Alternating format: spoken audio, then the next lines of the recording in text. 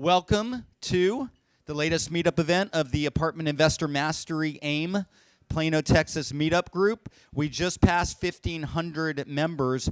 I think, this is not official, but in kind of looking at some of the different apartment investing meetup groups, I think we're the largest suburban North Texas free apartment investing meetup group in North Texas. So that's really cool. Thank you for being part of it. I see a lot of familiar faces that come to events. A little bit about this. I co-organized this meetup group with my friend, Brad Sumrok, who is a noted national apartment investing mentor and expert. Some of you might see the flyers. Later on, I'm going to invite you to an event that's taking place locally here in Hurst at the Hurst Conference Center on March 9th and 10th at a very special incentivized price, which we'll talk about later, that Brad is allowing me to pass on to people who register today at this event only. That price goes away. Well, to touch on it, normally it's $397 per person for GA. For people that register today, and we'll talk more about it later, you'll get $200 off that. So you get to come for 16 hours and learn from a noted national apartment investing expert, mentor, educator. 16 hours of incredible content that includes a full or half-day bus tour of DFW, where you get to go around DFW on luxury coach buses and see properties owned by Brad and some of his students. So that invitation will be coming later, but we've got an amazing presentation today for you from Bryan Amos. I'm going to introduce Bryan and our relationship and some of our history. We've known each other for over 6 years now. Bryan's an amazing guy of high integrity, a true professional, and a friend. And I worked with him on the rehab and due diligence and general contracting side of the business for many years, and encouraged Bryan to get into the syndication or investing side of the business. And he did that recently in a big way, which he's going to share his story of how he was able to segue and do that. And we met the other day for lunch, and Bryan kind of shared with me some of the things that he's going to tell you about. All I can tell you is it's going to be a very personal, heart on the sleeve presentation. You're gonna get to know him and what a great guy he is and what an inspiring, amazing story it is. So that's to come. Before we get to that, though, for the new people that are here, how many people, by the way, this is your first ever time? That's a good number. That's probably maybe a quarter of you. Well, welcome, and we're glad you're here. The main purpose of the meetup group when I co-organized it with Brad was really to introduce apartment investing and the many benefits of apartment investing, because we have been able to enjoy and experience the benefits, and we wanted to create a group where we could share the benefits with others, but also tell them how to get started. Because a lot of people hear about real estate investing, apartment investing, and how lucrative it is, but they don't know how to take that next step and how to actually get started in the business. So we're going to give you steps to actually get started, and the first one's going to be the invitation to the event that's taking place in Hurst locally on March 9th and 10th. And then we can go from there later, and we'll share our story. But so even though the group was designed to really introduce new people to apartment investing and tell them how to get started, because I have relationships with a lot of people, we also have a lot of people that are already investing in apartments. So how many people have no real estate investing experience whatsoever and are completely new to real estate investing? Very few. How many have single-family investing experience but have not made the move into multifamily and are hoping to do that? Okay, and how many people in here are already investing in apartments, whether as a sponsor or passively? Good number of people. Okay, well, everybody's had some time to network, and you will have more time after. Our presentation, like I said, will run soft stop at 2 o'clock, might run a few minutes late, and then we generally go to the bar area and congregate for the next hour or two, order drinks. You're welcome to hang out. Be happy to meet some of you. That's when I usually get to eat, because I get to watch everybody enjoy the great food and drinks while I'm up here, and it's margarita time for me in about an hour and a half. So everybody got checked in today by my lovely wife, Maria. Hopefully was able to get everybody a name tag. Say hello. Thank you, my love. Okay, so a little bit about myself and my background for those of you that have never met me. I grew up on the East Coast. I grew up in the Washington, D.C. area. My father was an immigrant originally from Russia, and my mother is also an immigrant, came from England. So different cross-section. I'm a first-generation American on both sides and grew up in the Washington, D.C. area. Was born in Maryland, Silver Spring, went to high school in Fairfax, Virginia. And my dad was an entrepreneur. As I said, my dad came from Russia, didn't speak a word of English when he was 14 years old, and kind of like the American dream story, ended up making a name for himself in the bedding industry, the mattress industry. And I worked in that industry growing up. There's a gentleman here that I've known for 30 plus years that was an employee of my father's and could probably share some of that, Mr. Steve Kiger, who ended up coming into the world of apartment investing through me, but our relationship goes back 30 years, back to those days. So I worked in the mattress industry, ended up partnering with my father and my uncle and a few other gentlemen in a company that we brought down here to Texas called Mattress Giant. Some of you might be familiar with it. Ooh, ah. Anybody remember that? Okay. Ooh, ah. Ended up selling that company in 1998.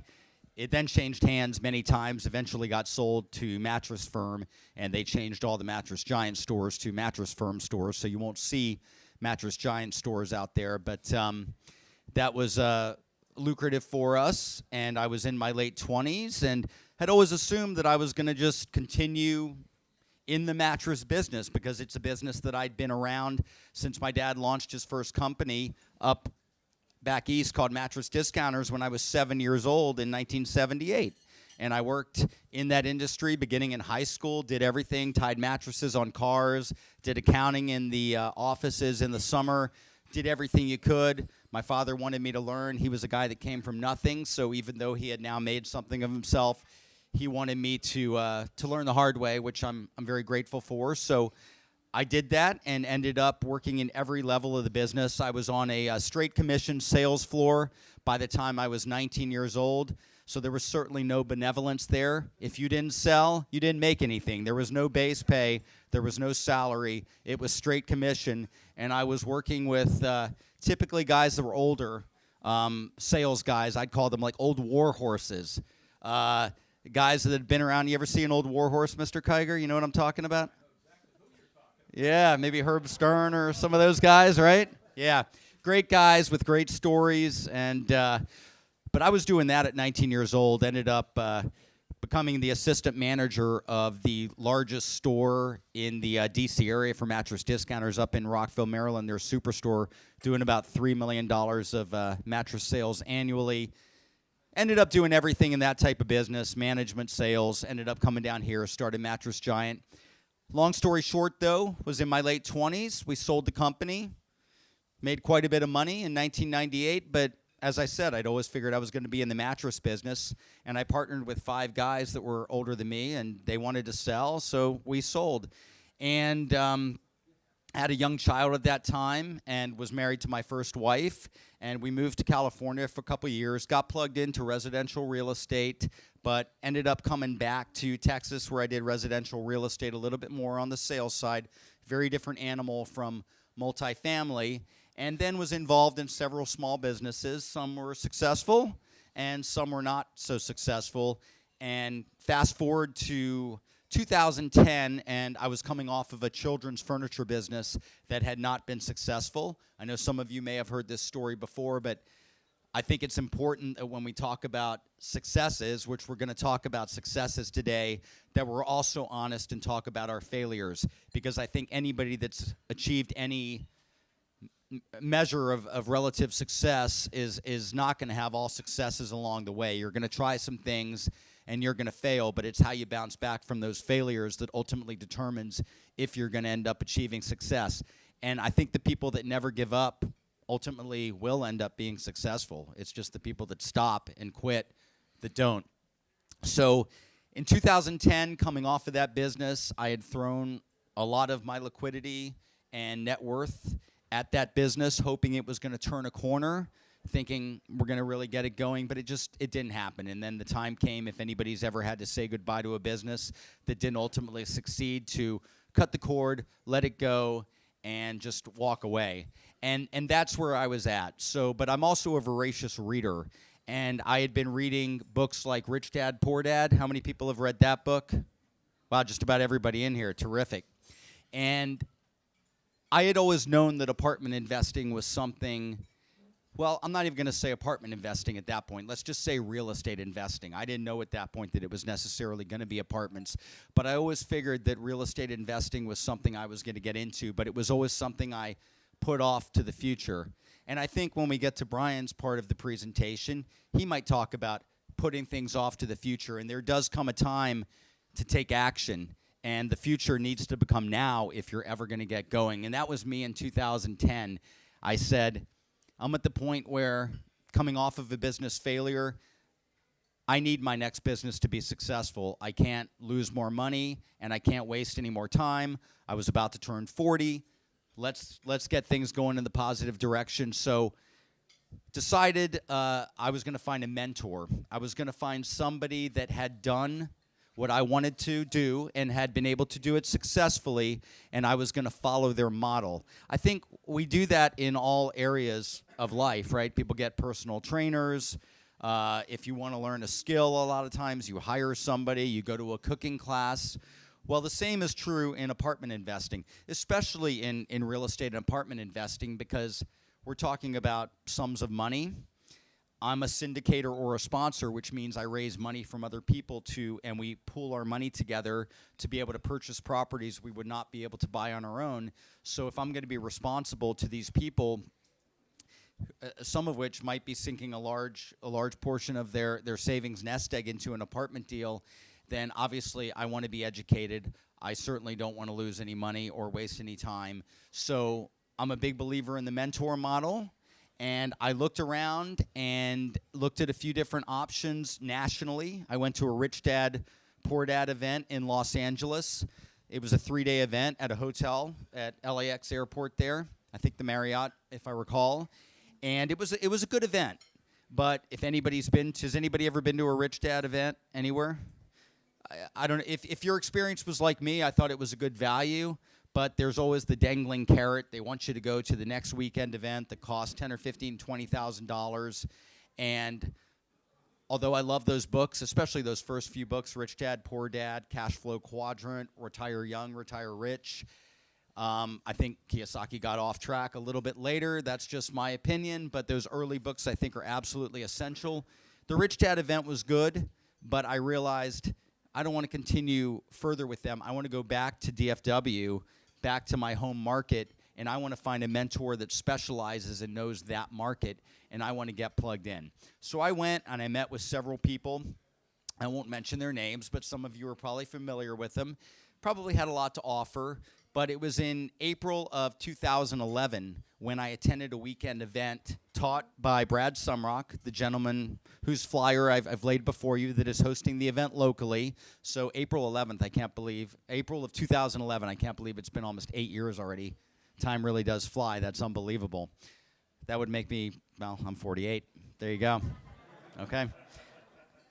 So I went to that event, and on the first day, they talked about single-family investing. It sounded great. On the second day, it was entirely focused on multifamily or apartment investing. Those are interchangeable terms. And after hearing Brad talk about apartment investing and the way that you can scale the business, it's a business built on teams. It's a business built on systems.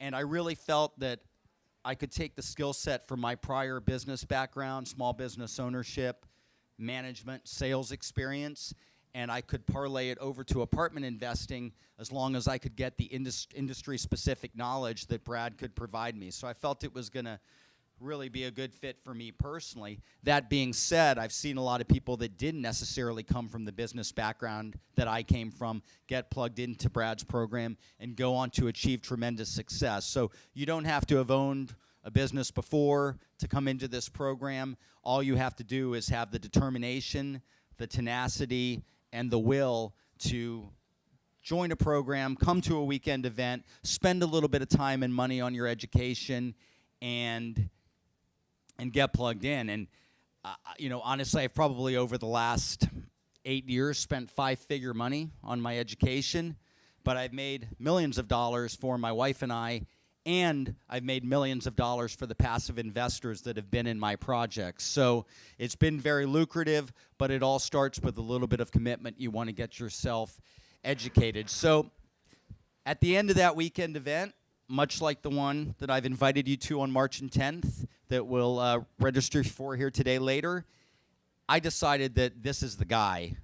After hearing his story, and he wasn't somebody that didn't walk the talk. He had been actively investing in apartments since 2002, and this is now 2011, and he'd invested in thousands of apartment units, syndication projects, much like the ones that I lead. So got plugged in and decided very quickly that I wanted to jump straight into syndication. Now, in apartment investing, there are a few different types. You can be a syndicator. You might have heard that term. You can be a deal sponsor or a lead. These are all interchangeable terms, but you might have heard them all. And that's where you basically do all the work. You find the deal, you set up the financing, you raise the capital, you pull everything together to get to closing, and then once it's done, you are the asset manager on the project. Now remember, I said this is a business model built on working with systems of teams, so we work with, and the business model supports third-party property management. So I'm not overseeing the day-to-day operations of the company. I bring in a specialized third-party property management that does, and I communicate with them and hold them accountable to a performance level that we've decided, and obviously we coordinate a vision at the front end of a property, and I just make sure that they are now executing that.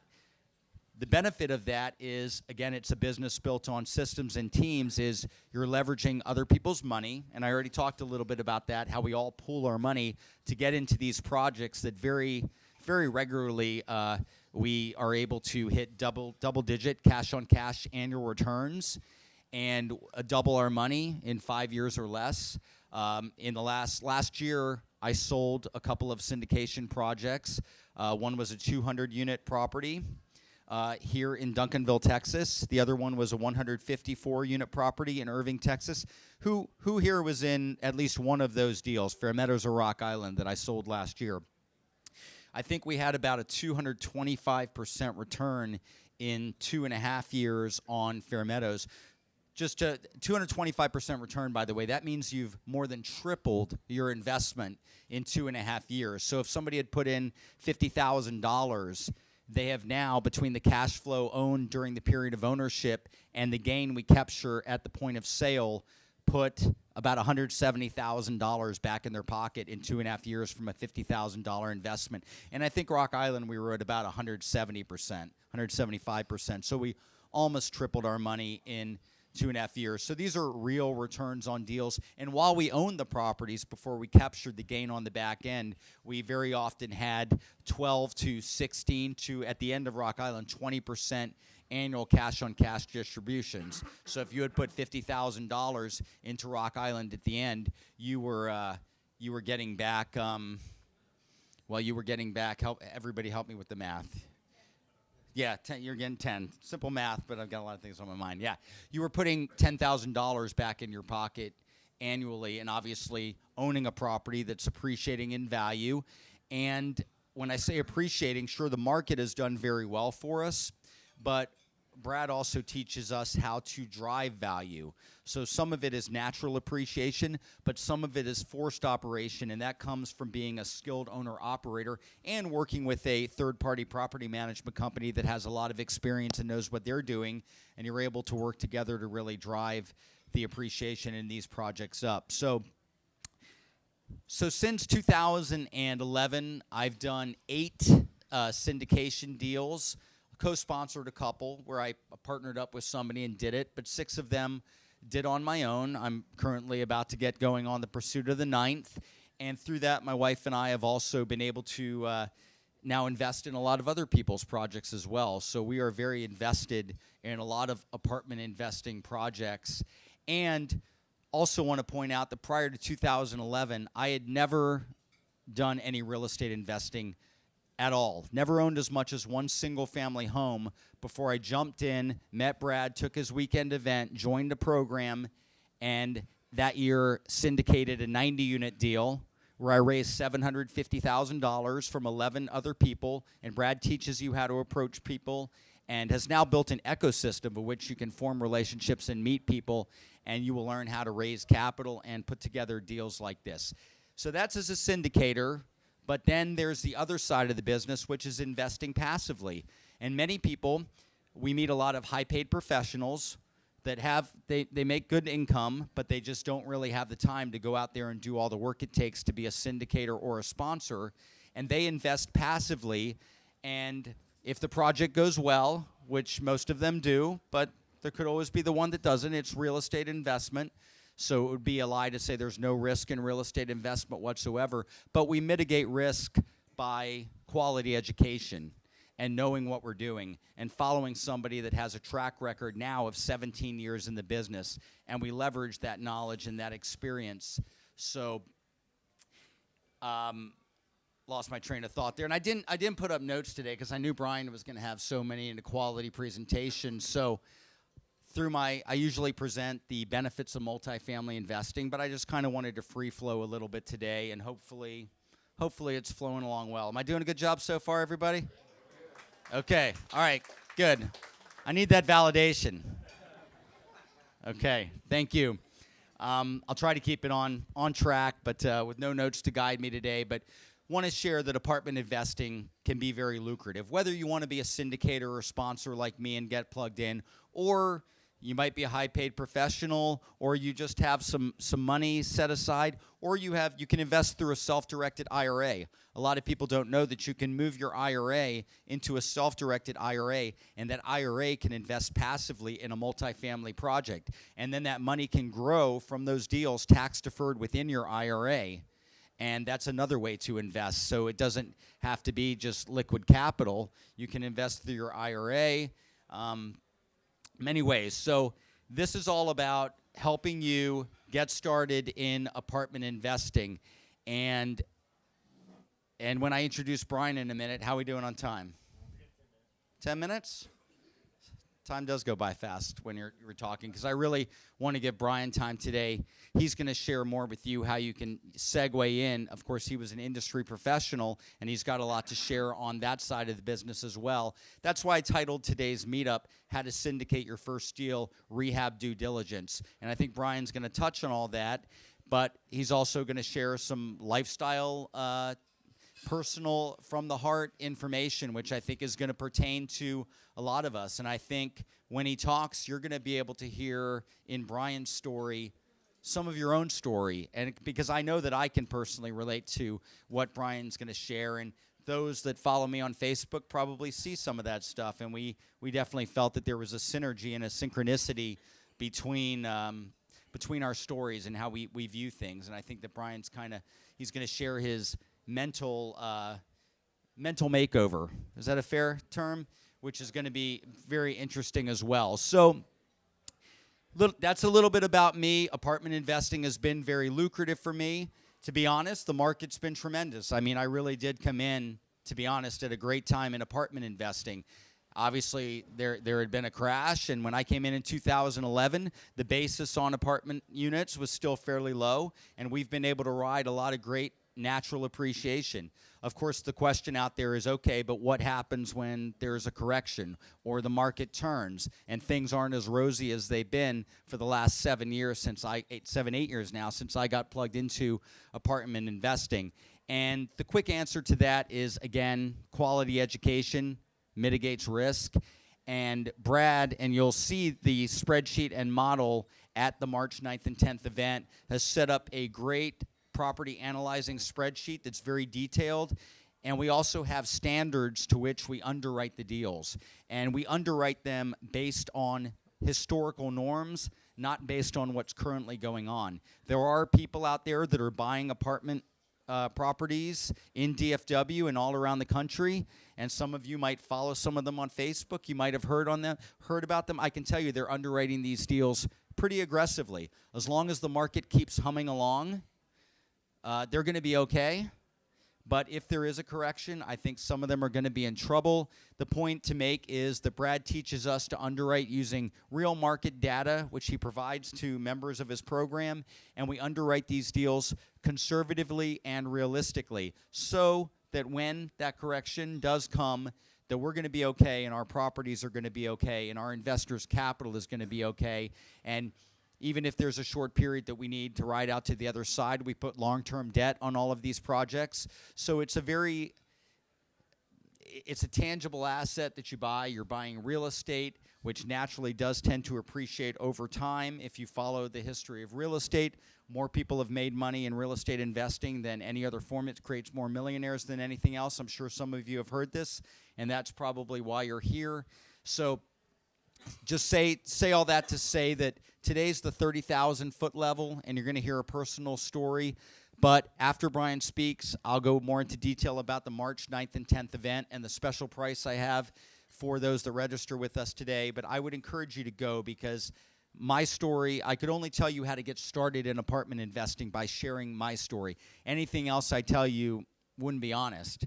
And my story started almost 8 years ago by attending a weekend event taught by Brad Sumrok. So that's what I'm going to recommend you do. And Brad has allowed me to pass that invitation on to you at a very special price incentive for those that register with us today. So we'll certainly get to that. But I think it's time I'm going to go ahead and introduce Bryan. So I met Bryan back in, I think, 2012, maybe 2011. And I actually met Bryan through Brad because Bryan had worked with Brad on many of his apartment investing syndication projects, doing preliminary rehab estimates maybe on the front end, but then also working on after closing when you're going in, you're implementing your plan, you're doing your rehab on these properties to improve them, which is designed to drive revenue. Brad was working with Bryan on that side of the business, and Bryan was overseeing the entire project, bringing in teams of contractors to address all the different areas that go into place.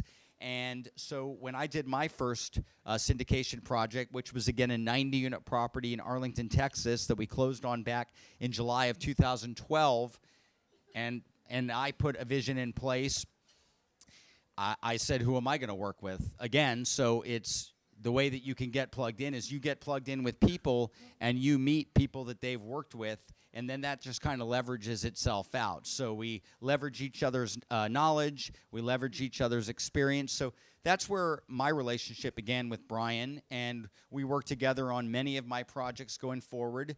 And I would talk to Bryan and tell him, going back maybe even 3-4 years ago, I'd be like, Bryan, when are you going to do a deal? I mean, you have all of this knowledge that a lot of other people don't have. They're coming in. You have hands-on experience. You can bring a lot of value as a syndicator, as a sponsor of a deal, because you bring that inside experience regarding the physical condition of an apartment asset and how you can come in and what you can do.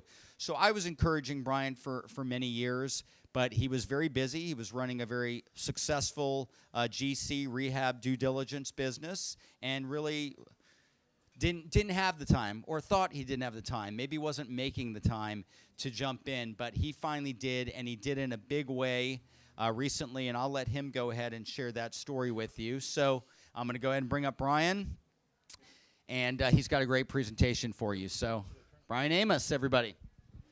Thanks, Aaron. Thanks. Got a couple of notes here, a couple of things I want to say. I really appreciate the opportunity to talk to all of y'all. We go way back, Aaron and I, working on several deals. And it's a privilege here to kind of tell my story to new investors and investors that have been around a while and ones that want to go to the next level. So who here wants to make more money? Any show of hands? Who wants to do it faster?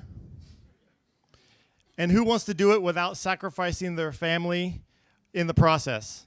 Right here. Okay? So, have you met those guys that have had a successful deal and some things are going right, and now they think they're an expert?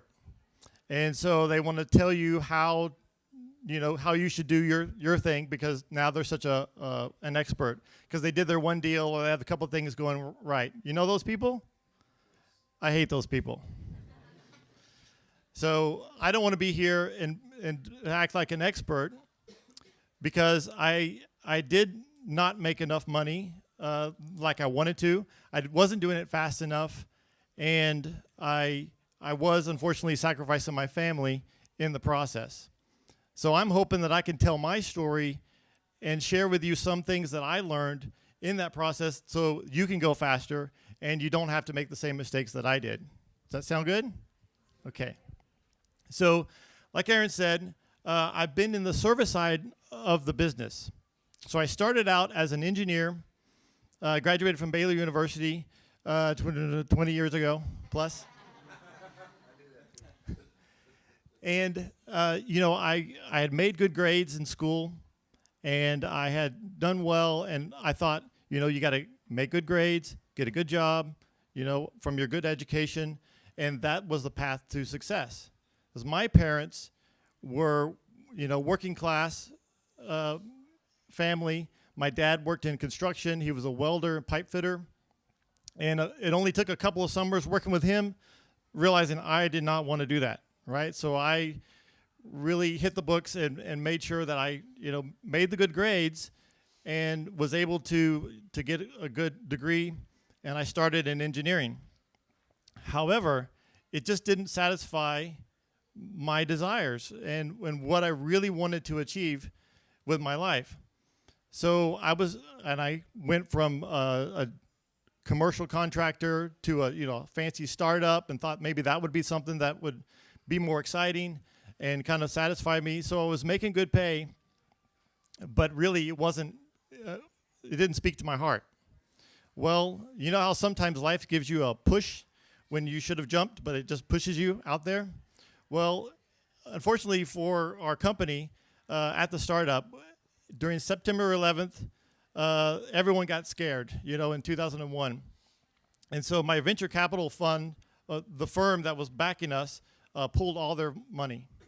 So just a few weeks after September 11th, they were not sure about what's going to go on with the economy, so they pulled all their funds. So that was 125 people out of business, PhDs left and right, that even though they had the education, we had the great job, we didn't have security. So I realized I've done all this, and yet I'm not in control of my own destiny. I'm not where I really want to be, and so I need to change that. So about that same time, anyone have a mom that they really appreciate? Definitely. So my mom gave me this book called Rich Dad, Poor Dad. So I was reading it and realizing I'm thinking about money and creating residual income totally. I wasn't thinking about residual income at all, but I'm thinking about money all the wrong way. And so my older brother at the same time was fortunate enough, he had done well in engineering, and we both wanted to do real estate. We didn't know what kind, specifically what to do, but we wanted to do real estate. So I started working with my brother on a real estate investment company, and where did most people start? Single family homes, right? So that's what we were doing. So I saw a lot of hands went up that they work in single family. Well, what do you figure, what happens in single family when we were flipping houses before flipping was cool. It was mostly a slow back bend for us because we were doing higher end houses, so they were taking longer. So, but what happens when you complete a renovation? You have to do the next one. You have to do another one and another. And you realize in the tax implications on a short-term capital gain that eats up your profits, right? So I know there's some that have got that system down and they work with a network of people and they work a lot of houses. We weren't those people. So we were doing house after house, and it was really a grind. It was really, it would wear you down. And so, but one of the things I got out of that, which I really appreciate, is that, so I have this engineering background, and I was a high-speed board designer. And so it's all about process and flow and efficiency. So when I saw my first general contractor and how they were running the job, it was not fast, it was slow, and inefficient. So I took over that position. And then that's where I found something I really loved, right? I could be out on the house, out on the property, see things tangibly change, and yet be back in the office and run the numbers, and I could do both sides. So I found what I really loved doing. And so I ended up managing all the houses in DFW. My brother lived in Southern California, so it was a good working relationship. But you know what happened a few years later? 2007, 2008, the recession hit, and all of our houses were mostly, higher end. So it was above the cap of a loan that you could get a Fannie Mae underwriting. So all those FHA underwriting, and so that market just went flat, right? So we couldn't. All of our houses that we're looking to sell suddenly became rent houses. You ever had that happen? So my brother transitioned out of that. He went to go invest in some other businesses, but I wanted to stay in real estate, and I found what I really loved. So in 2009, I was hired as a construction manager for a friend of mine who on an apartment complex. So it was my first time getting into the nuts and bolts and the nitty gritty of a multifamily apartment complex. So he trusted me to do that. He took a chance on me. I had a single family background, an engineering background. Oh, we also had gone through CCIM. So we knew financially that this was a better path to do it to multifamily apartments, because we knew that the math just worked, right? So that's one thing I want to show you. Aaron mentioned that you can what some people call force appreciation. You can add value to an apartment complex, and that value is multiplied by a cap rate. So all these things are going to be, if you're kind of new to these terms, kind of wonder about it, I encourage you to go to the weekend seminar that Brad puts on, because he'll answer these basic concepts, okay?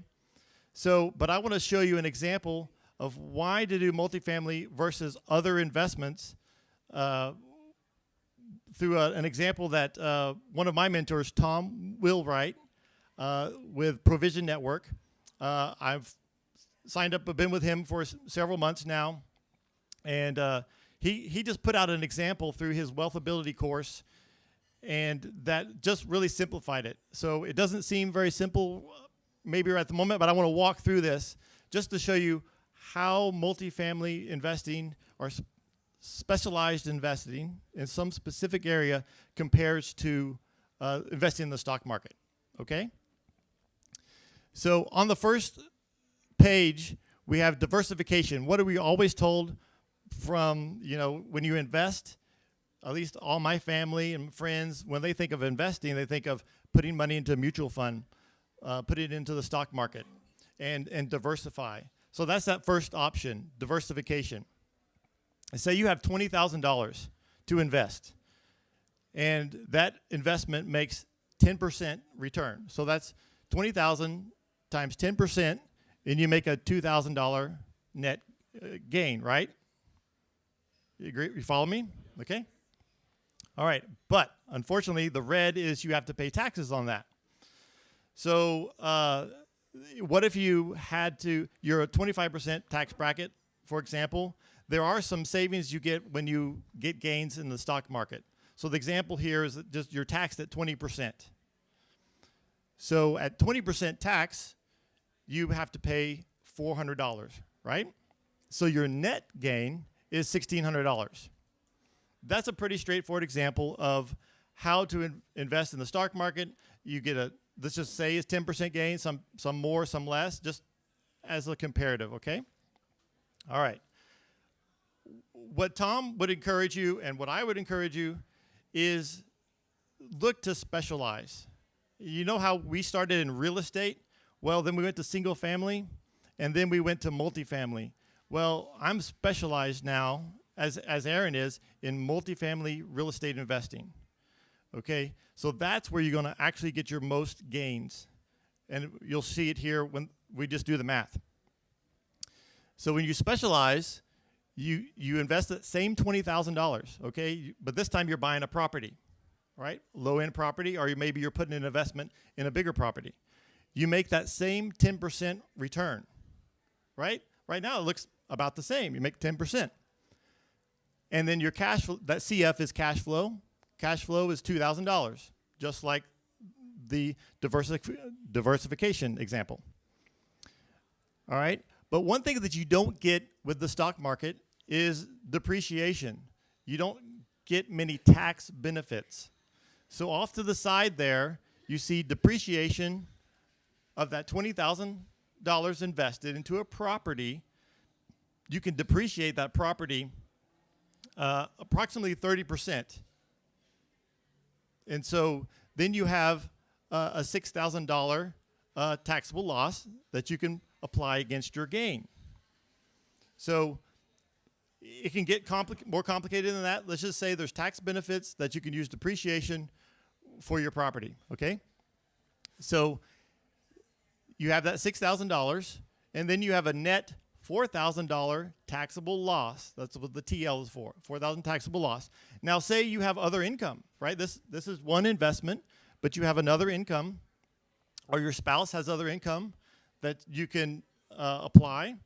Well, you can share this taxable loss against that other income. Let's say you're, again, taxed at 25%. That's actually $1,000 that you save on taxes that you didn't have to pay, right? So in the end, your net ends up being $3,000 total benefit, right? You have the $2,000 in cash flow and $1,000 in saved taxes, right? So now you're already looking at, you're almost double. With this is what gets me. It's the same return, right? It's the same investment rate of return. And I wanted to ask Aaron, how many of your investments have been over a 10% IRR? How many? In total, all of them. Exactly, all of them. It's actually, when I've seen so many deals, this is fairly reasonable. So this is one thing that, so all y'all, why I wanted to get a chance to talk to you, because this is really special information that, you know, you don't take it for granted, that you're learning a little bit about apartment investing, first real estate investing, and now specifically apartment investing, that many people don't know.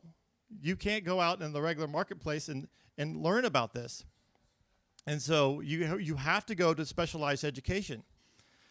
So my brother-in-law is a doctor, my sister, and they have a good income, but they don't understand what we're doing here, right?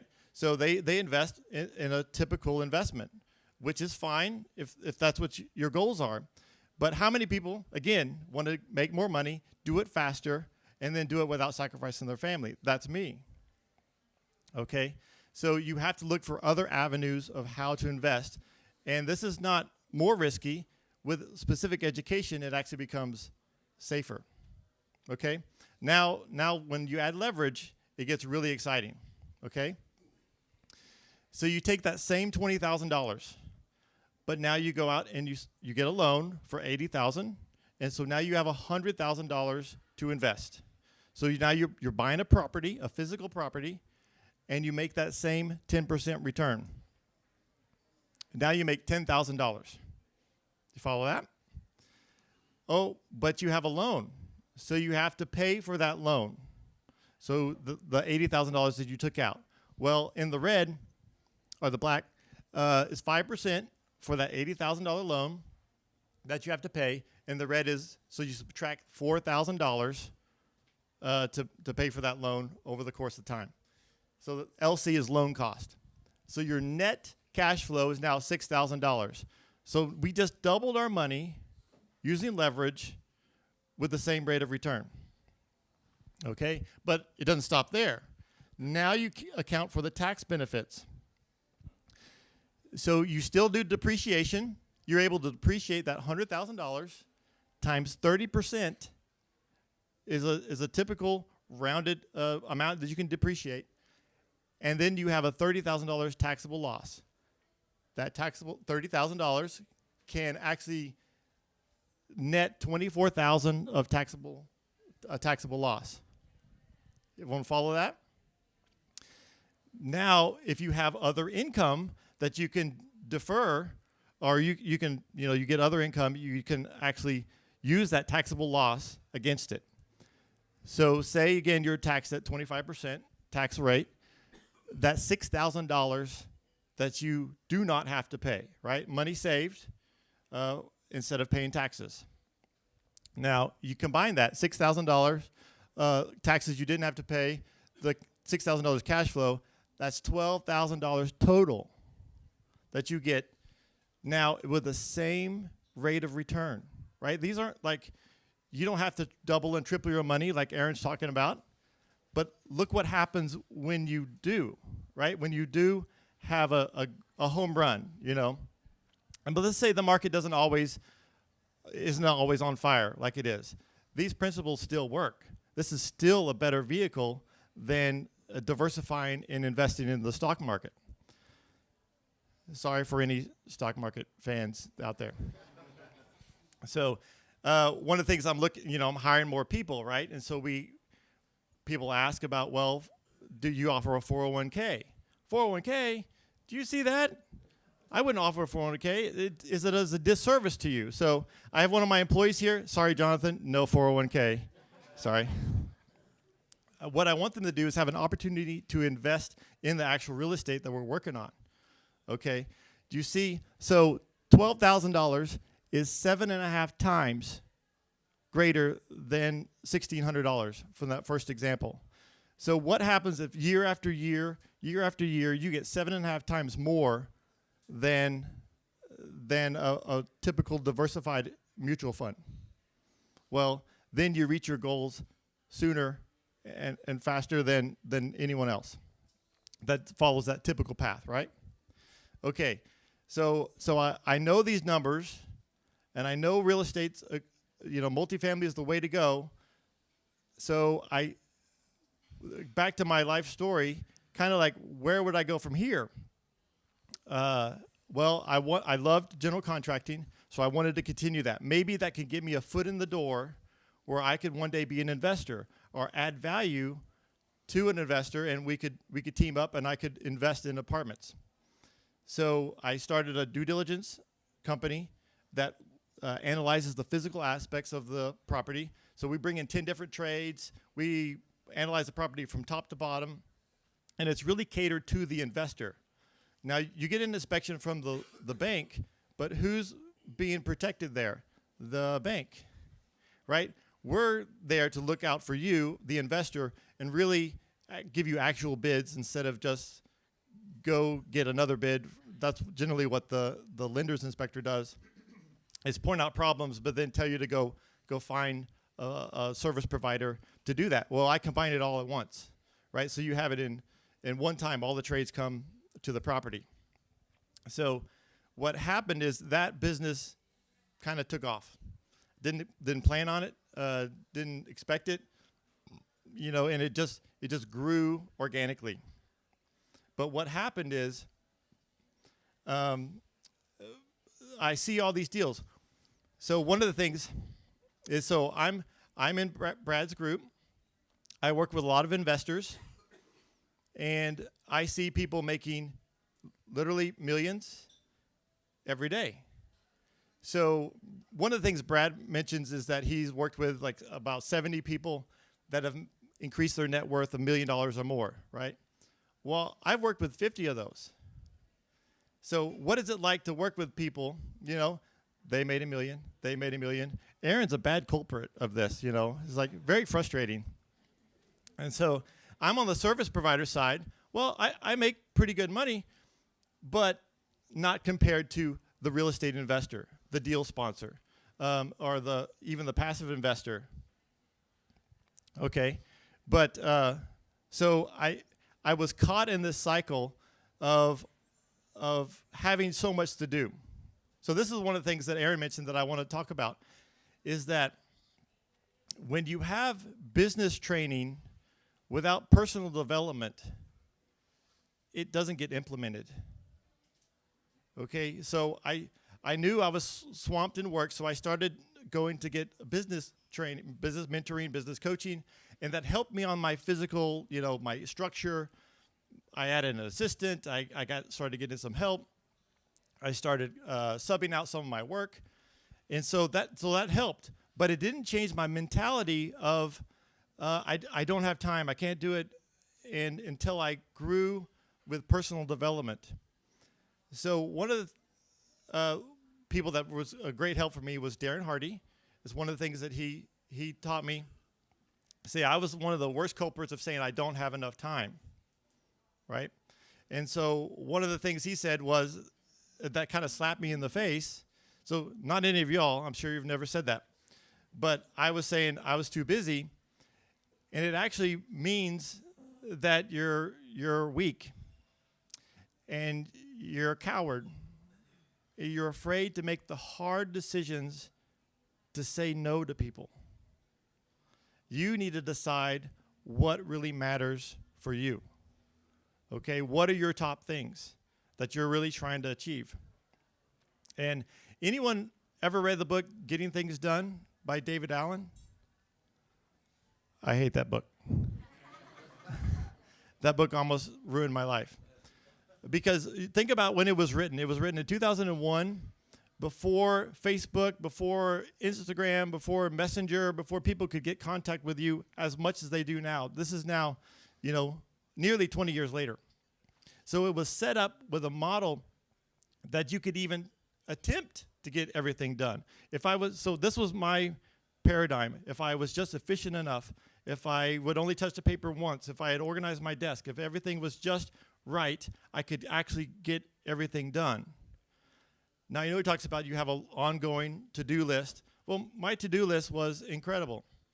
So I started making some business changes, and it was helping, but I was still doing too much. So the beginning of last year, someone asked me to take on another GC project. And so I totaled up my projects because I had to say no. And I was working on 18 different properties, 68 different projects by myself, right? I didn't have a team yet. I was all doing this by myself. So I was trying to explain I can't add one more thing. And I would, when we had a due diligence, I would get up at 6 in the morning, and then we would spend most of the day on the due diligence, and then come back, and I would do my paperwork for general contracting, and then have dinner, and then the night shift started, and I would work till 1 o'clock. I did that for year after year, okay, until last year where I had to make a change. So I have 3 small kids. So I have Amelia, who's a 4-year-old, Ella, who's about to turn 7, and Eric, who's going to turn 9 here soon. Ella is 7. Eric's about to turn 9. So when they were little, I thought I could get away with it, so to speak, right? I thought I could really, I was working for them, right? That's what I'm thinking. And I hear the stories about, you need to spend time with your family. I got it, and yet I didn't get it, right? So until my kids got old enough to actually make a comment or say something. So my youngest, Amelia, would say after dinner, so she wanted to watch her kids show, and I was staying a little bit longer after dinner for some reason, watching, Daddy's grown-up show. And she said, Daddy, don't you have to go to your office and work? Like, yes, but.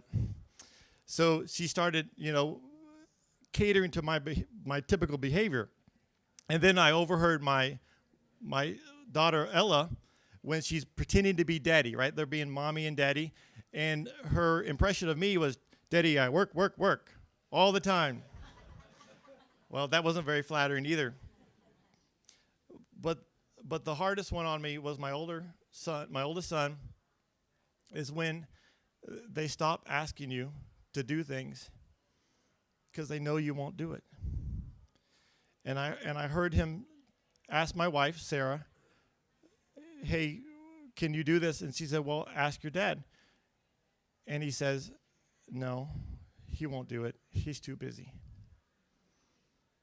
And so I knew I had to make a change. And I knew that I was making excuses and not making the hard decisions to tell people no. And so in the spring of last year, I started telling people no. I started saying, I can't do your job. And I have to, unfortunately, I just don't have enough time.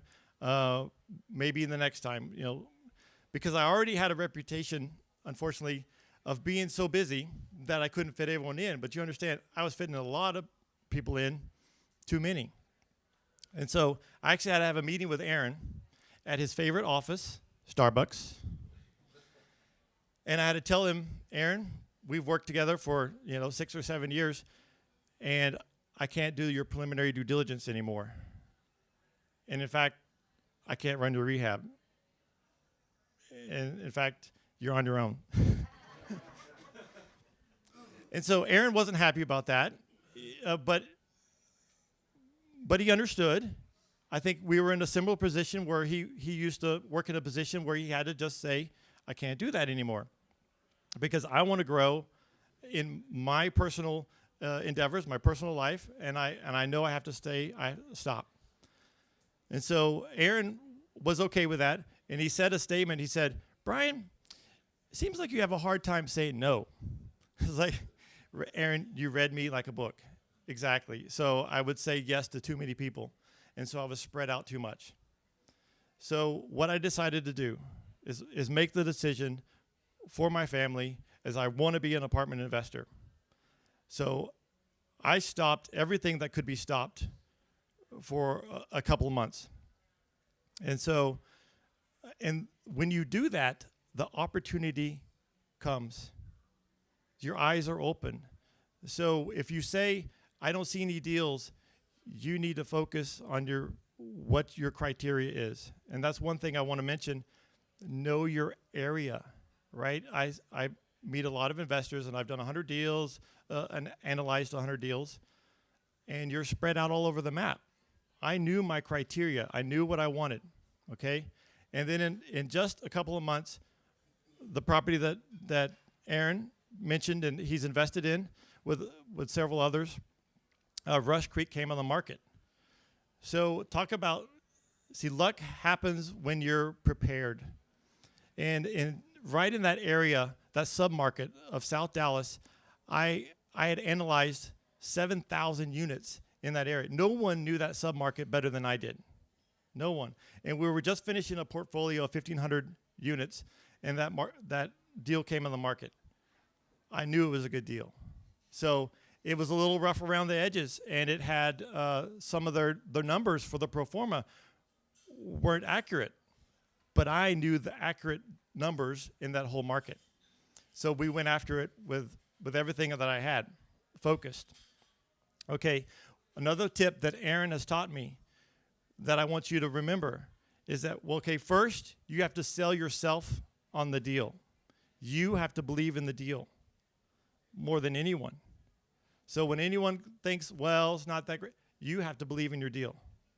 All right, number two, you have to sell the broker that you can close the deal, that you can do the deal. So I had been on, there's dozens and dozens of preliminary reviews with Aaron, or just kicking the tires of a property, seeing if it's worthwhile. And so Aaron would go with me and leave me to look at the details of the property, make sure the roof was good and things as we walk it. But Aaron is with the broker. Aaron is convincing the broker, I'm your buyer. I'm the one for the deal, right? And so I saw him win tough deals time after time because he had convinced the broker that he was the one, right? So that's an important thing to remember. So I started expanding and putting some business systems in place where I could actually have more capacity, all right? But I wanted to realize that one more thing I wanted to say on that is that I see a lot of new investors, and that they want to get into apartment investing. They come from single-family homes, right? The numbers are a lot bigger with apartments. And so it takes courage to buy apartments of any size and take people's money, you have a fiduciary responsibility, and that makes you a little nervous. And if it doesn't, something's wrong with you, right? So you need to be a little wary about taking people's money and investing in apartments. You have to know what you're doing. And so I see several investors, they come in and they want to be a deal sponsor, and yet you need to grow personally. You need to develop. You need to have more capacity to be the deal sponsor, to do that. That's why when Aaron mentions that he had some business background, that was growing his capacity. He went right into real estate investing because that was transferable skill.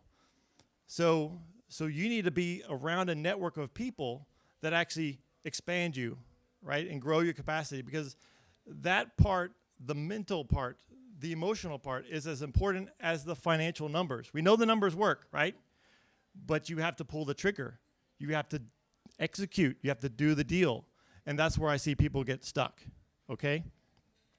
So how did I get a big deal like Rush Creek? 310 units.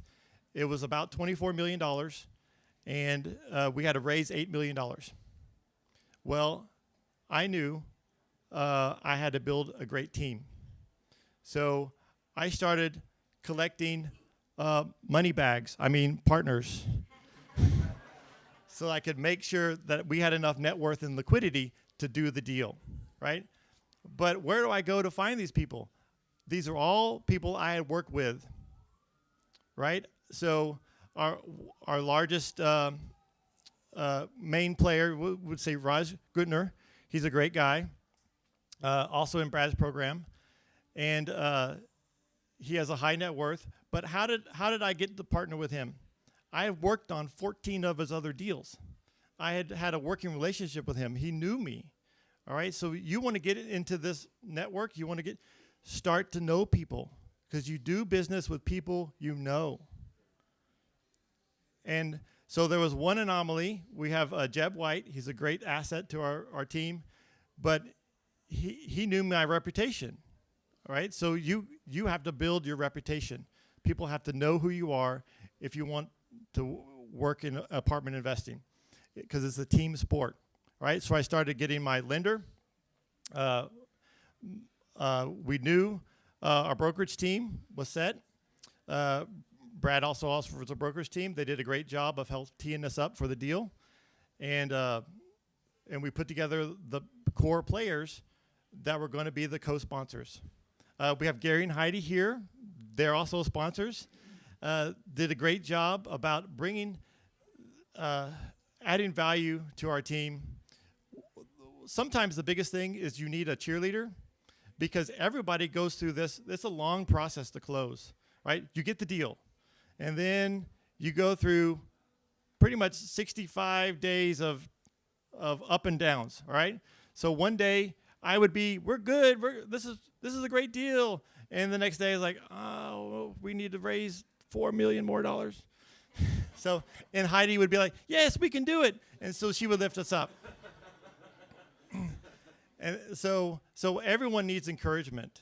Have people that build you up and on your side, okay? And so you can build a great team that way. But one of the things that I really love about apartment investing is that it allows you to build a legacy, right? So you can actually do this with your family and do it for your family. So it is something that will last. You can build a net worth that actually helps take care of you now and later. And one of the things I wanted to show you is, so I mentioned my kids. So here they are at Rush Creek, enjoying getting to play around the Rush Creek. I include them in this deal.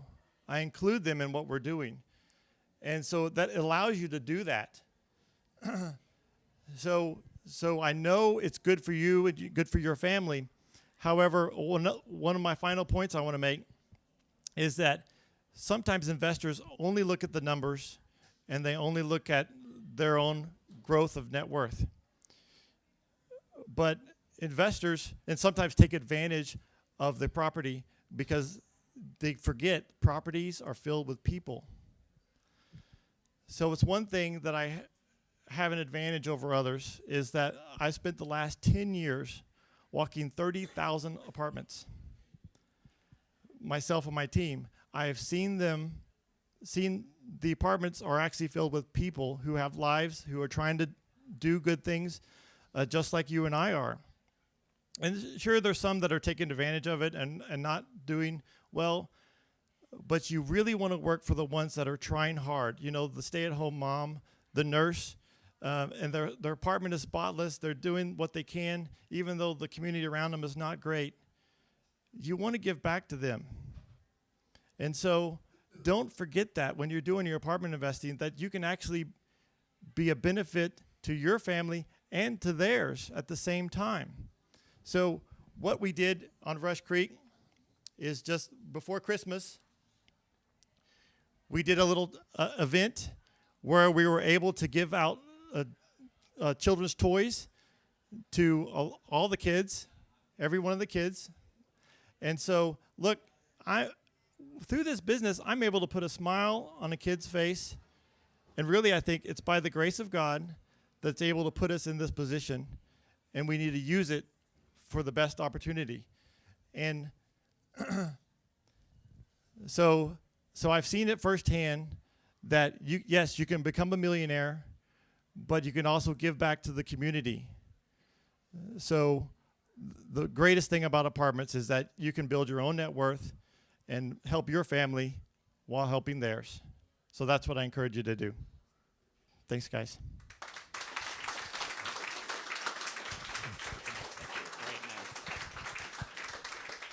Fantastic presentation, huh? From the heart, real. Thank you, Bryan. That was amazing. Thank you for sharing so much with us today. So, Bryan has referenced Brad's group. We've talked a lot about this weekend event. So before we get to the Q&A portion, can I have yours, Wade? Sure. Wade's already in the program, and he's been to R2R many times, right? So he can spare a flyer. So everybody should have one of these, and we've got Tom McNeese in the back right here. Raise your hand, pretty lady in the back there. She's going to be registering people once we conclude today. And normally for general admission, there's a VIP price here. That's already almost sold out. I talked to Brad. So since it's already almost sold out, they're not going to be incentivizing. But VIP is great. You get conference-style seating right in the front. You get more room as opposed to a chair. But it's the regular price of $497. General admission, which is typically $397 per person for the entire weekend, and we're going to go through what the weekend event entails and share our experiences from, is generally $397. But Brad is allowing those that register with Tom today in the back at the end of the event. She's going to hang around today only $200 off. So you can attend the entire 16-hour weekend event, really drill down from the 30,000-foot level into the nuts and bolts of apartment investing to take that next step for only $197 per person. So an absolute no-brainer. If you've liked some of the things you've heard today and you at least know that you want to learn a little bit more about apartment investing and how you could potentially get started. And then at the end of the weekend, yes, Brad does have some ongoing programs, an ecosystem that he's built with thousands of investors. These investors that are in Brad's ecosystem is largely where we raise these millions of dollars of capital, fund these deals. We all invest together. But after 16 hours spent with Brad, you're going to know if you're interested in continuing on with any of his ongoing programs. And if the answer is no, that's fine too. You're going to walk out of there probably knowing 95% more than most people that are actively investing in apartments already, just from having spent 16 hours with Brad. So either way, it's a tremendous investment of your time. And at the $197 per person price today, if you like some of what you're hearing, it's an absolute no-brainer. I continue to go to every R2R event. I'm there because a lot of the people do come into the program, and it's a great point of first impression where I can meet them and get to know them. and there's people that have done deals. There's a lot of experience. People fly in from this event from all over the country and sometimes different parts of the world. That's how valuable the content taught is. So anyway, encourage you to be there. Bryan, would you mind coming up while we go over? Everybody should have one of these. Just kind of want to run through it real quick. Some of the stuff you'll learn at the event is Brad's proven step-by-step apartment investing process, which saves time and money. We talked about that, how a mentor can cut years off your learning curve and certainly save you money. 10 biggest mistakes, how to avoid them. Very important, multifamily financial and market analysis. Brad will teach you the tools and show you how he analyzes deals and how and where to raise money. Build your team by meeting some of Brad's personal service providers. Network with 500 other multifamily investors. It's actually not true. There's probably going to be over 700 apartment investors at the next rat race to retirement. I think they were at 670 at the last one, and each time it grows and grows. And on Sunday, as part of the event, there's a bonus half-day bus tour. Brad rents luxury coach buses at his own cost, no additional cost, and takes everybody in attendance to visit 3 properties, usually one that's owned by Brad, and 2 others that are owned by his students. Could be Rush Creek, owned by Bryan, or one of my properties, or one of the many other sponsors in the program. March 9th and 10th at the Hearst Conference Center, and we would encourage you to be there. How many people have been to the Rat Race to Retirement weekend before? Would you mind raising your hands? Now, keep your hand up if you think that you would recommend that for someone to go. I think somehow more hands went up when I asked about the recommendation than people had even been, but maybe people just know about Brad and his great reputation in the industry. What would you share real quick before we get into the Q&A, though, about this event and Brad? Well, it was the starting point, for me. And from there, you get the fundamentals about apartment investing. So the first day is like, why would you do this, and the nuts and bolts. And then after that is how you actually implement it. So I think it's invaluable. And really, this is where you can meet some of your key players for your team. And you mentioned service providers, but the lenders, the property management company, they're all will be there, right? So you can't do this alone. So it's a great to have in one place that really everyone can meet, and the ecosystem is unparalleled, right? So I work with a lot of other investment companies and groups because my service is kind of across the board, right? So everyone needs due diligence, or general contracting. This is where I've decided to put my stake in the ground. This is where I'm going to be because I've seen the value over the last several years. I worked with Brad before he had the program, and then, of course, while he's grown it to tremendous heights. So definitely well worth the money. It's a no-brainer, like Aaron says. Again, so normally you have the link at the bottom. If you want to go home and think about it, that's fine. It's $397 per person, $497 for VIP. But I think if you've heard enough this afternoon, that you've heard enough to decide if this would be an event that you'd like to go to. Brad wants to encourage people to take massive action because that's what we do.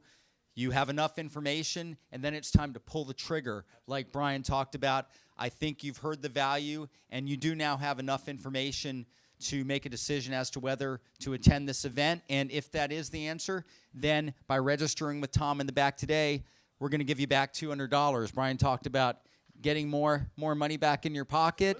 This will be $200 in your pocket. Tom's going to hang around after, and she'll get you registered. So with that, why don't we go ahead and open it up to Q&A. Feel free to ask me a question, but I'm having a feeling a lot of your questions are going to be directed to Bryan after that awesome presentation. So yeah, we'll grab a couple chairs. Get comfortable here.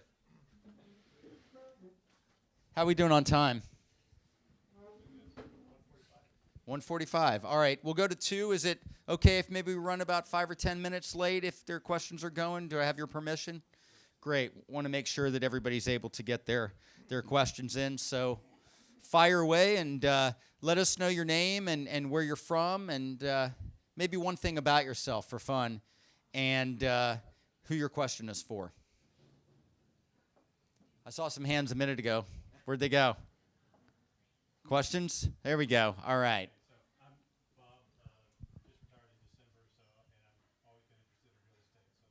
So this is my first anything with respect to real estate. Awesome. Welcome and congrats. So we've had a long run up in the economy, and I would say the general consensus, but I hear a lot about next year is likely to be a down year, or at least significant slowing in the economy. So how does that play? There's 700 people going to this event. There's only so many apartment complexes in this area that you could do. So what do you see the market going forward in this year and the next in terms of availability in the DFW area for apartment complexes? I think it is competitive, to be honest with you. I think that's where reputation and relationships come into play. And that's where, through an ecosystem like this, you're able to partner up with people. Coming in from the outside, if you were to go try to do a big apartment syndication deal on your own in DFW right now, to be honest, you're going to have a very difficult time. But what I see a lot of people do, and I worked, and you might overpay. Oh, yeah. Yeah, you'll get the deal if you're willing to overpay. And then it's going to come back to bite you later. You don't obviously want to do that. But all things being equal, if you know what you're doing and you underwrite the deal properly, you're going to have a very hard time winning that deal coming in from the outside. That's why we see in Brad's program many people partner up with experienced people. It helps a new person break that barrier to entry. And yes, we are investing in B and C class properties, by the way. We're not focusing on the A class stuff that you see going up all over town. I don't know if we touched on that. This is typically properties built between the 1960s through the 1990s, maybe with a few exceptions, but even more so maybe the 60s to 80s is the wheelhouse. So it's a constrained market. So there is a limited supply. So that's where relationships come into play and getting to know people. Also, with that being said, in Brad's program, people don't just invest in DFW. I understand that this is your home market. Some people go out into tertiary and secondary markets. Maybe it's Tyler, maybe it's Longview, it's other markets in Texas, or they invest in secondary and tertiary markets in other parts of the country or major metro markets in other parts of the country, because this is a national and sometimes international based program, but people are investing all over the country. So there's not just DFW, but I think Brad's what was the number and how many deals? Do you remember? Was it over 500? $550 million. Last year, Brad and his students acquired $550 million of multifamily properties. Can't remember the exact number of deals. Do you remember? Tom, do you know? Talking about the number of deals that Brad's students have done. Do you know offhand? No? 52. So 52 apartment complexes, $550 million. Point are, the deals are out there to be had, and people are buying them and doing very well with them. And they're not overpaying. They're underwriting the deals properly, because that's the model that Brad teaches. In fact, every deal that's done in his program, he has to personally review, because people buy it, come into the program, and he wants to minimize the potential risk of the passive investor. That's no guarantee, but certainly you have the eyes of 17, 18 years of experience, a guy that's done thousands of units and a ton of deals, eyeing the deal and holding people to certain underwriting standards. That's going to help mitigate any risk by any market correction or market downturn. So hopefully that answers your question. Do you have anything to add to that, Bryan? So it's a general question on where the economy is going. What do you see apartments doing is what I take from your question. And I'd be really careful on where you get your information. Okay? The national news is only there to scare you. And so you have to look at industry-specific data for apartments and for this area, whatever area that you're looking to invest in. Okay? So I dive deep into CoStar to get economic data. You look at your advisors. So Old Capital brings in a host of speakers that really can tap the market. And so you have to look at where you're getting your data first. Who's Old Capital? Old Capital is a mortgage broker that helps you secure and actually fund the loan for many multifamily deals. So they do, 2 out of 3 deals in DFW. And so they're a great resource, right? Listen to the Old Capital podcast, oldcapitalpodcast.com, right? So take a listen to that. I'm only on it 3 times, so so it's a great podcast. Just recently. Yeah, yes. But so I deal with people who win the apartment deals. Okay, so they hire me after they've won the deal. So I deal with the winners. What are they doing? Their pencil is very, very sharp. They know exactly where they're going. They know their track record. They are not speculating. Okay, this is a market when you talked about it's going to have a run up. This is not for guessers. So a few years ago, you could have thrown a dart and hit something and been okay. Here, it's not that game. So you need to know what you're doing. You need to know your play. And so the people I deal with, they know what they're doing. They're educated. They're experienced. So if you're beginning, partner with someone who's experienced. And how do you find those people? We're in this room. We're in Brad's group, right? We're in a network where we like the same things you like. We want to invest in apartments. There's a common mentality there, and that's where you go. Great question. Thanks. Next question. Here we go. David Spina from Fort Worth, Texas. I've got 4 kids. My question is, you talked about you come in with 10 tradesmen to analyze a property. Right. What are some of the things that newbie investors would overlook on a physical inspection? Can you repeat the question too, Adam? Yeah. So he mentioned I come in. I said I bring 10 different trades, and what does a newbie look for to make sure they don't miss something? Well, if you don't mind, I have a free offer where I can give you a checklist of things that you absolutely have to have in your budget, right? If you just text Omni, OMNI, to 484848, we'll send you that. It's just a checklist. It's a list of items that you must have in your budget. So when you're walking the property, take note of the condition of each of those items, or when you're getting bids from professional trades, these are things that you need to have in your budget, so you don't make a newbie mistake. This will help you from that. It's a great offer. Thank you, Brian. Brian used to work 48 hours every 24 hours. That's how he got that. Next in the back. My name is Scott. I've been in single-family residence, flipping homes and whatnot for 20-something years, and similar to what you're saying, did the work 24 hours a day type of a thing. This is my 17-year-old son who's getting involved with multifamily, and we're learning it together. Any advice that you would offer to a young startup? You're here. That's awesome. Yeah. On a Saturday afternoon. Congrats. So really, this is the place to be. So I applaud you for coming out, because this is just, like I mentioned in my talk, this is not readily known information. And so, but I've seen it firsthand. So deal after deal, success after success, to just validate the reality of it. And so what would you do? Start, maybe foundations is a good course to start with, to learn the basics. Yeah, so talking about Brad's, right? Brad's. Well, Foundations is the group mentoring. Brad has a couple of ongoing programs. We touched on that after you attend the Rat Race to Retirement weekend, you might choose to continue on with some of Brad's ongoing education programs. So first thing to do is come to the Rat Race to Retirement weekend. If you have not been, you're signed up. Great. So you're going on March 9th and 10th. Great choice. You're going to love it. High energy. You're going to learn a lot, take a lot of notes, get the concepts.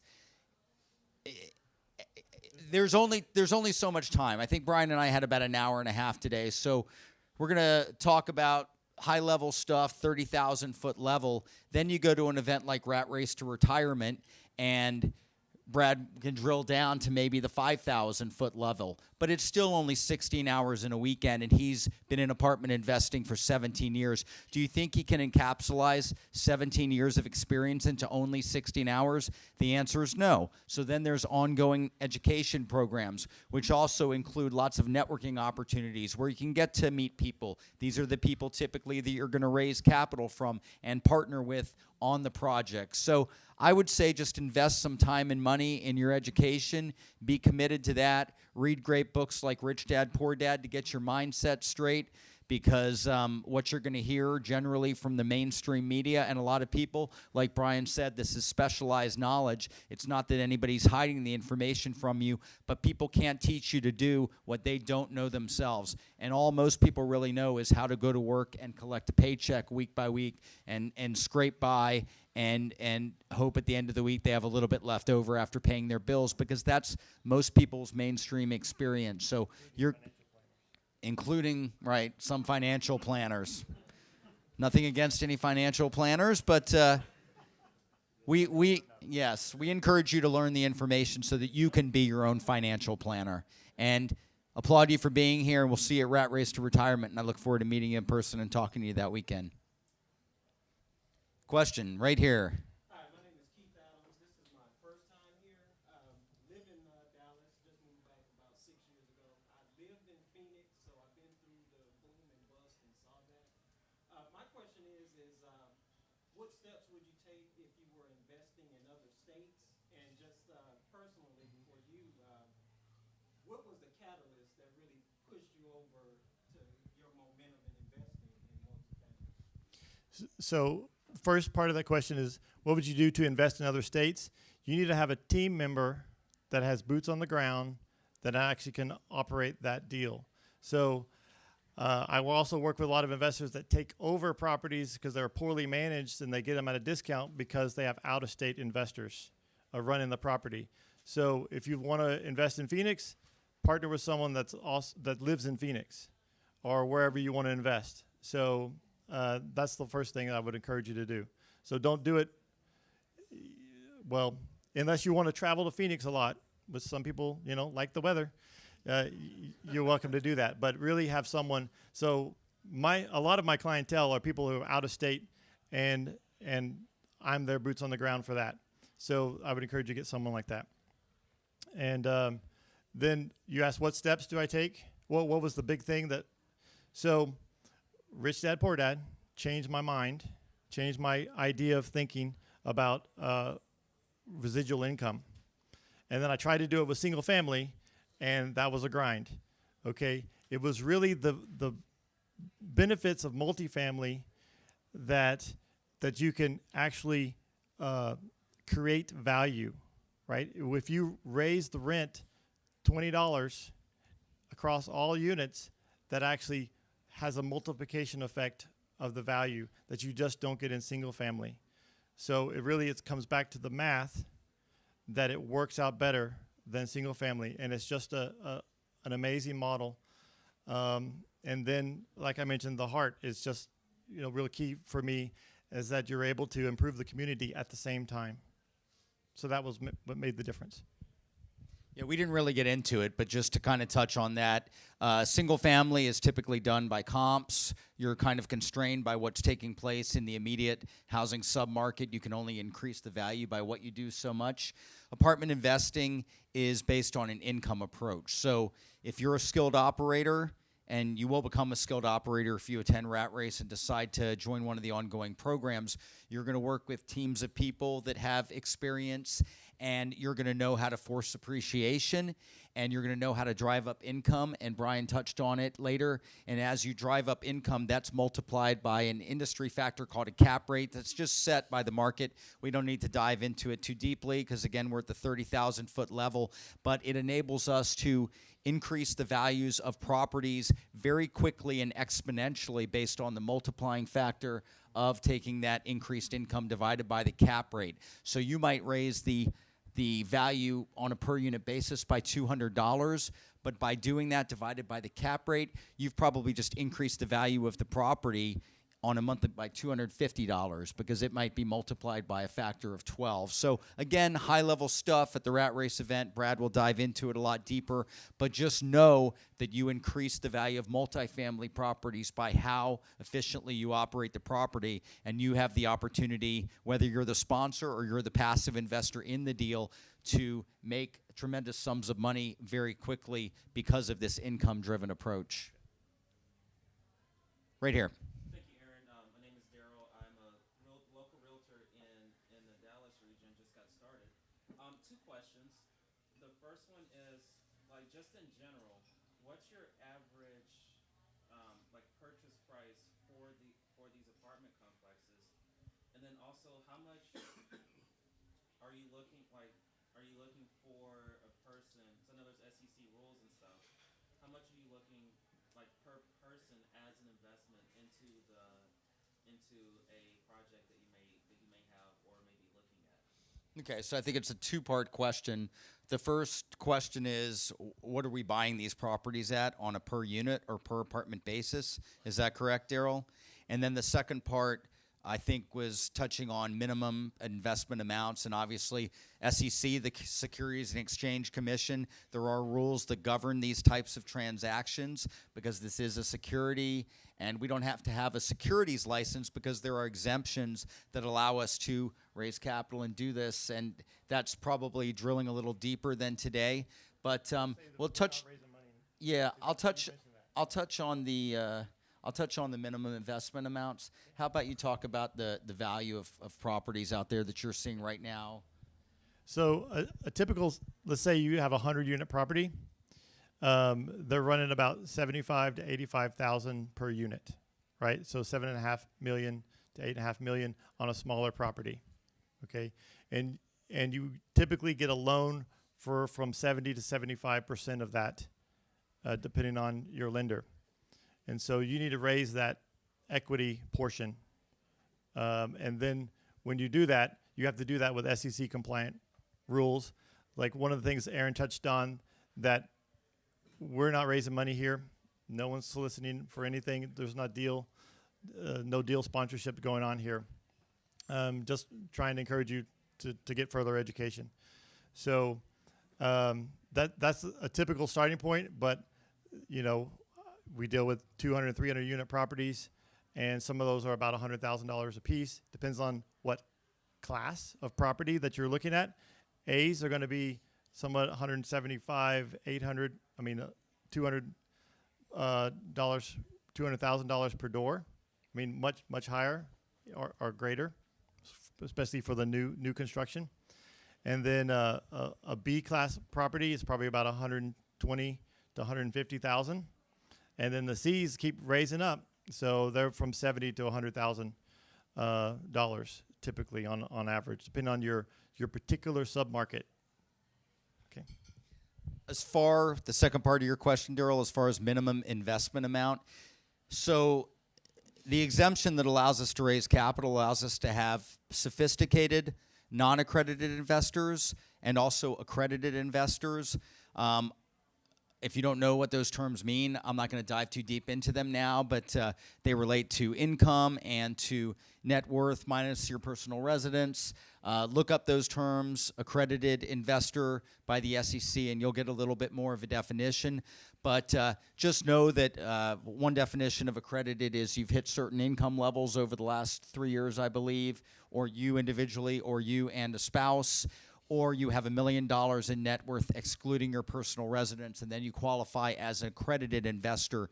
The SEC doesn't feel the need to protect that investor as much because they assume they have a certain amount of sophistication because they've reached that level. So you can have as many accredited investors in a multifamily syndication as you want. Anything else that's not accredited is non-accredited, and the SEC requires that that person be at least sophisticated or have an understanding. Sophisticated, gray area, but I ask everybody that comes into my deals to fill out a questionnaire, and I'm also going to make my own assertion as to whether they're sophisticated. And to me, that means that they understand the transaction. They have invested, for me personally, my criteria as a syndicator is they have invested some time and money in their education. I like to work with people that are in Brad's program because I know they're going to meet that SEC definition of sophisticated. And I also know that as a syndicator, I'm not going to spend my time answering their basic questions, because if they had done what Bryan and I have done, which is invest some time and money in our education, they would already have that knowledge. So those are the kinds of people that I want to work with. Now, as far as the minimum investment amount, that ties back to that. They allow you to have up to 35 non-accredited, sophisticated investors. So you asked about minimum investment amount, Daryl, and that's going to really pertain to how big the deal is. Because if you need to raise $2 million for a deal versus $8 million, at the front side, you don't know how many people are going to be accredited and how many people are going to be non-accredited. So based on that, you're going to have to assume, what if everybody that comes in is not accredited and sophisticated? So you're going to probably have to set your income, you're going to have to set your minimum investment level to make sure that you're not bumping up over that 35-person non-accredited sophisticated limit. So sometimes the size of the deal comes into play as far as the minimum. Now, that being said, I've done deals where I started capital raising and very quickly saw, because I had set a initial higher investment amount because it was a large capital raise. Like one of my deals was a 340-unit deal in Fort Worth, raised over $7 million, much like the size of the deal that Bryan was talking about with Rush Creek. And so I had a higher minimum set but more people that can invest at that level turn out to be accredited. So later, I was able to see that I was able to let people in lower than the minimum because I wasn't in danger of bumping up against that 35 per person limit. So I've let people into some of my deals as low as $10,000 when I was just trying to fill out the spot and gave them that opportunity because I could. But typically you're going to see the investment levels at the beginning when the fundraising happens set at a higher amount. And some of these opportunities go very quickly, especially in a program like Brad's, because there's many people, I'm not sure what the number of people is that are in this program, but when an experienced sponsor comes in and gets a good deal that people believe in, the spots go pretty quickly because people want to get into these opportunities. So there can be the opportunity for lower amounts, but generally we see the minimum amount set typically between $50,000 and $100,000, but $75,000, again, depending on the size of the deal, and there may be an opportunity to come in for less. And this is liquid capital or people investing through their self-directed IRAs a lot, like we talked about. There's a vendor in Brad's program that specializes in helping people move their IRAs into a self-directed IRA. Again, it's all there. When you come to Rat Race, you're going to meet the teams of people, and you get plugged in. You see that it's all set up to ensure your success. You don't have to go out and reinvent the wheel. The wheel's already there. Brad's created it with this program. How about one more question? Okay. I'll throw you a softball. Mark Porter, Castle Hills real estate broker owner. Bryan, why am I looking forward to seeing a loss on my K1 coming up on Rush Creek? Okay. There's this. Mark was asking, why is he looking forward to see a loss on his K1 in his investment? Okay. There's this magical thing called bonus depreciation due to cost segregation. So it's just something that's not available to other types of investments, and so that loss on that K1 can defer other income that would otherwise be taxed. So your investment is actually a good portion of it tax-free. And that loss, if you can't use that all in 1 year, it carries over to the subsequent years. So I don't see a benefit of waiting, doing it how it used to be, where you could do typical depreciation over several years. The tax laws changed where it allowed to use bonus depreciation on renovated properties, not just new construction. And so that allowed a whole host of properties to be included as well. And so what that is all the years of depreciation that you could do in the future are accelerated and taken in year one.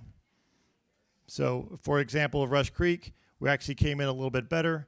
So we're able to depreciate $7.1 million of that purchase price to the investors. In year one. Yeah, that's amazing. So as an investor, you're making money, but you're showing a loss on paper through depreciation. One of the one of the great tax advantages of real estate and one of the benefits. So hopefully it's been a great event. We're going to move on out to the bar. Everybody that wants to join us at Rat Race to Retirement at $197 per person, $200 off. Go talk to Tom in the back. She'll get you registered, and we'll see you there. And after you register, we'll meet you over here at the bar. Thank you for coming, everybody.